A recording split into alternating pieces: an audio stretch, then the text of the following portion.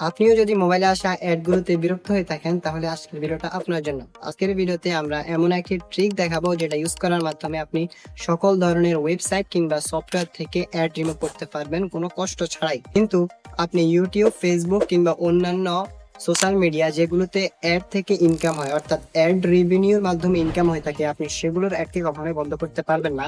সেগুলো বন্ধ করতে হলে আপনাকে পারচেস করতে হবে। কিন্তু অন্যান্য যে থার্ড পার্টি ওয়েবসাইট রয়েছে বা অন্যান্য সফটওয়্যার মধ্যে যে সকল বিজ্ঞাপন দেওয়া হয় সেগুলো আপনি চাইলে বন্ধ করতে পারবেন। তো কিভাবে করবেন কাজটি সম্পূর্ণ এই ভিডিওতে আমি দেখাবো। তো ভিডিওটি কন্টিনিউ করা যাক। So welcome back. এখন আমরা চলে আসলাম স্ক্রিনে।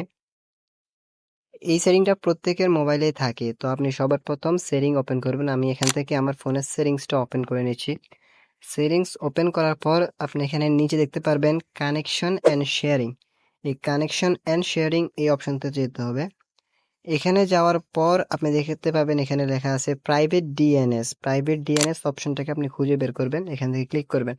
অথবা আপনি যদি এখানে এটাকে খুঁজে না পান, আপনার সেটিংসের উপরে সার্চ বারে শুধু ডিএনএস লিখে আপনি যদি সার্চ করেন তাহলে আপনি এটা সবার উপরে পেয়ে যাবেন। আপনি এখানে দেখছেন ডিএনএস লিখে সার্চ করার পর উপরে ডিএনএস চলে আসছে, প্রাইভেট ডিএনএস।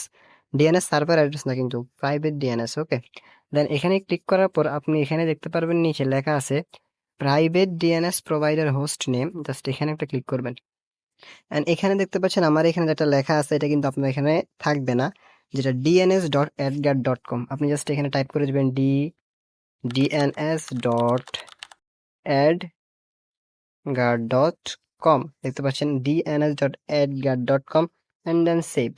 আপনার কাছে এইটুকুই। এটা করার পরে জাস্ট আপনি আপনার ফোনটাকে চাইলে একবার রিস্টার্ট করতে পারবেন, বা রিস্টার্ট না করলেও সমস্যা নেই। একের পর আপনি দেখতে পারবেন যেখানে আগে আপনার অনেক রকমের বিজ্ঞাপন শো করতো, যেমন বিভিন্ন ধরনের থার্ড পার্টি ওয়েবসাইট বা আপনারা রিমিনি আমরা যে ব্যবহার করি ওখানে আপনার একটা অ্যাডভার্টাইজ দেখতে হয়, ওইটা আপনাকে আর দেখতে হবে না এবং আপনার সমস্যা সব সমাধান হয়ে যাবে, অনেক সময় এখান থেকে বেঁচে যাবে। তো ভিডিওটি ভালো লাগলে আমাদের চ্যানেলটি সাবস্ক্রাইব করে দিবেন এবং পাশে থাকা বেল আইকন বাজিয়ে দিবেন।